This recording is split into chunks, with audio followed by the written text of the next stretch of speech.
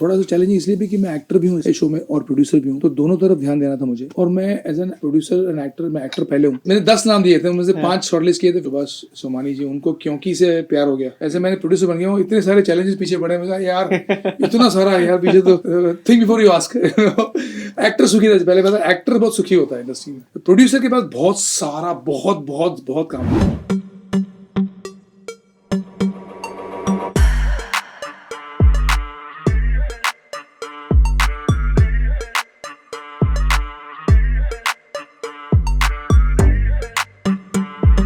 Hey guys, I'm Amar Upadhyay and you're watching Telechakka. Keep watching. Hello friends, myself is Neela Sons. You're watching Telechakka and keep watching. स्वागत है आप दोनों का टेलीचक्कर पर। सबसे पहला सवाल तो मैम आपसे पूछना चाहेंगे कि आपका रुख इस तरफ कैसे हुआ, पॉलिटिकल बैकग्राउंड होने के बावजूद? See, definitely politics या social service तो मेरा passion है, वो हमेशा रहेगा. But I wanted to explore this industry. So that is the reason, common friend के कारण एक मौका मिला and I thought let's try. इसके पहले कभी आपका एक्टिंग या एंटरटेनमेंट सेक्टर से कोई जुड़ाव रहा है? I've done my fashion designing and during that time I did a few ramp show and even I participated in Mrs. India.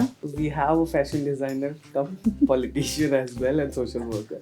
आपका स्वागत है हमारे जहाँ। पहले सबसे पहला जो सवाल आपसे पूछना था, एक एक्टर से प्रोड्यूसर तक का सफर, अब नई चीजें आपको सीखने मिल रही होंगी, समझ में आ रहा हो, कौन सी वो 2 चीजें हैं जो आपको रियलाइज हुआ कि ऐसे ये तो डिफिकल्ट है जो मैं एक्टर था और प्रोड्यूसर की समझ नहीं पाया? 2 चीजें नहीं, 200 चीजें। प्लीज बताइए। प्रोड्यूसर फॉर डेली सोप आजकल के जमाने में बहुत ही चैलेंजिंग वाटर्स पे खड़ा होता है। बहुत सारे चैलेंजेस होते हैं। Getting your serial approved, first of all जो स्टोरी अप्रूव, उसके बाद अप्रूव होने के बाद एक नए चैलेंज शुरू होते हैं, एक के बाद एक। बजटिंग, कास्टिंग और every day creative inputs, every episode, every scene के साथ उसको डेवलप करना, लोगों को क्या पसंद आएगा, क्या पसंद नहीं आएगा, क्या ट्विस्ट एंड टर्न्स होंगे, और जो स्टोरी में ट्विस्ट एंड टर्न्स हम ला रहे हैं वो कितने लंबे तक चलेंगे, कब तक लोगों को पसंद है। तो क्रिएटिव कंटेंट बहुत इंपॉर्टेंट है टीवी में, क्योंकि यहाँ पर आपको रोज रोज रोज नया नया चर्न करना पड़ता है। पर टेलीविजन में एक साल में कम से कम 260 से 300 एपिसोड, जैसे हमारा ईशमा रोमंग का क्योंकि तुम ही हो, ये 6 डेज अ वीक है, तो 350 एपिसोड एक साल के हैं। तो ये बहुत काम होता है, और उस 350 एपिसोड में पब्लिक को ग्लूड रखना with the content is the biggest challenge of TV industry. क्योंकि everything basically depends on the seed, and the content is the seed that makes the tree grow. So वो content हमारा कितना मजबूत, को और मजबूत कैसे बनाए, लोगों को कैसे पसंद आए, तो वो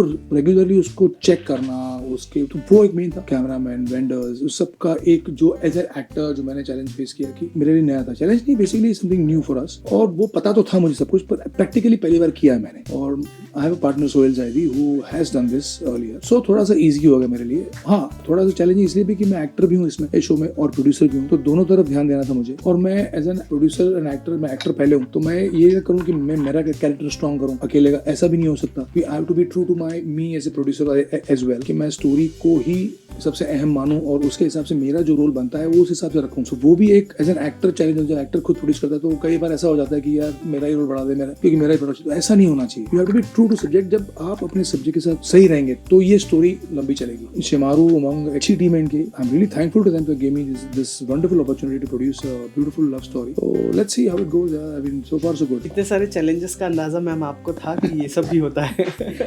जितना मैं कोऑर्डिनेट कर रही हूँ मुझे समझ में आ रहा है, he is always on tools and definitely this is a difficult industry. हम शो वर्ल्ड बोलते हैं, but behind the scene everybody is working so hard. Momo देखने के बाद जो दिखाई दिया वो ये था कि 2 लोग हैं, नज़दीकियाँ बढ़ रही हैं, पर एक बंदा आता है जो अपने चार्म से अट्रैक्शन छीन जाता है, यानी वो कहते हैं मार्केट खा जाता है। तो क्या इरादा है? पता नहीं, ये नहीं बताऊंगा। हाँ, शो अच्छा बनना चाहिए एंड ऑफ द डे, और लोगों को पसंद आना चाहिए, दैट्स द मेन थिंग। और मेरी कोशिश वही है एज एन एक्टर ऑल्सो हमेशा रही है, जब मैं प्रोड्यूसर नहीं भी रहा हूँ किसी शो में, कि शो अच्छा बनना चाहिए। ऐसा नहीं कि जब मैं कोई सीन कर रहा हूँ और मेरे साथ 5 लोग और हैं तो उनका सीन मैं छीन लूँ एज सीनियर एक्टर, नहीं, कभी नहीं करता मैं। और when I become producer so I even more responsibility on me कि ये every scene, everything that I do, I am true to the story. So जैसे जैसे इस शो में एवरी डे, एवरी एपिसोड के जब पत्ते खुलेंगे तो पता लगेगा कि मैं क्या हूँ उसमें और मैं कितना हूँ उसमें। तो ये आपको हर्ष है, वो हमारा हीरो है, मैं भी हूँ, लेकिन कौन है असली हीरो वो मालूम पड़ेगा। He also equally important and he is, हम तीनों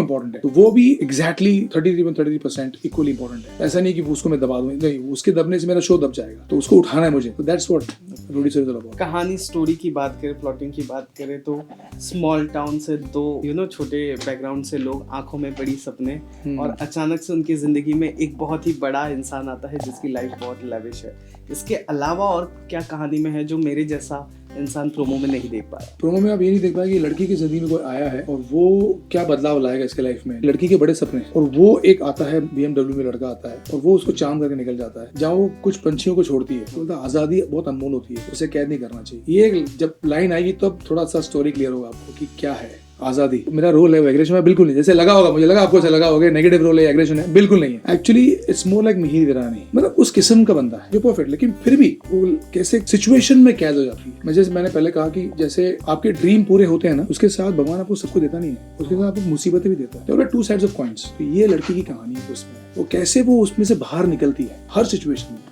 जब बाहर निकलती है तो एक और मुसीबत सामने खड़ी होती है, उसमें से बाहर निकलती है तो एक और खड़ी होती है, और वो हर मुसीबत पिछले वाले से और बड़ी होती है। और ये मिडिल क्लास की लड़की जो एवरेज स्टूडेंट है वो कैसे इसको पार कर पाती है, नहीं कर पाती है, टूट जाती है, वही स्टोरी है। लास्टली जो मुझे जानना है, जैसे आपने अभी बताया कि आपने बहुत लंबा लिस्ट दिया था नामों का, तो ये नाम के अलावा और कौन सा एक या दो नाम था जो आप चाहते थे कि इस सीरियल को मिले? मैंने 10 नाम दिए थे, उनमें से 5 शॉर्टलिस्ट किए थे। फिर ये क्योंकि जब आया तो हमारे जैसे बिजनेस हेड है सुभाष सोमानी जी, उनको क्योंकि से प्यार हो गया कि हमारे के साथ जुड़ा हुआ है तो इसको यूज करते हैं। काफी नाम थे मेरे मोबाइल में, 10-15 लिस्ट पड़े हुए हैं। लास्टली शो फैंस को क्या कहना चाहेंगे शो के बारे में और क्या मैसेज? प्लीज वॉच क्योंकि तुम ही हो, क्योंकि ये शो एक सिंपल लव स्टोरी नहीं है, डिफिकल्ट लव स्टोरी है। अलग जर्नी एक लड़की की, भव्या शर्मा की, जो हर एक यंग लड़की लड़के सब रिलेट करेंगे इसको कि जिंदगी में सबको सब कुछ नहीं मिलता है, और मिलता भी है तो उसके साथ बहुत सारी चीजें आती हैं। हर एक रिलेट करेगा इसको कि जो बड़ा बनना चाहता है जिंदगी में, जिसको बड़े बड़े सपने जो पूरे करना चाहता है, तो उसको एक वार्निंग भी मिलती है कि देखो, like I told you earlier कि think before you ask, you might just get it. So ये जो था ना, वो शायद हर बार अच्छा ना हो भी सकता है, लेकिन ज्यादातर आजकल के कलयुग में नहीं होता, पर होगा, अब होगा।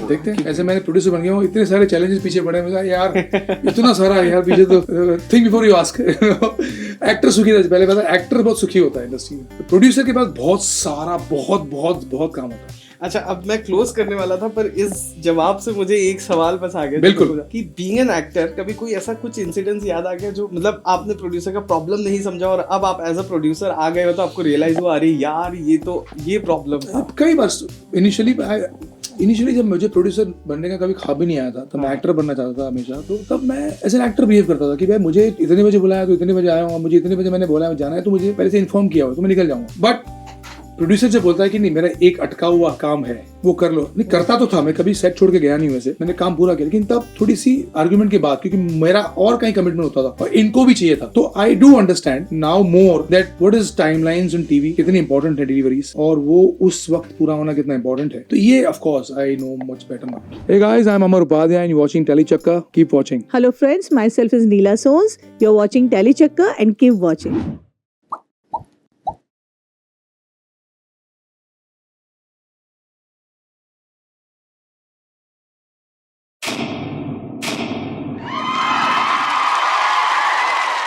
Know all about the Tele world by subscribing to Telechakka's YouTube channel. Don't forget to hit the bell icon to stay updated to our new videos.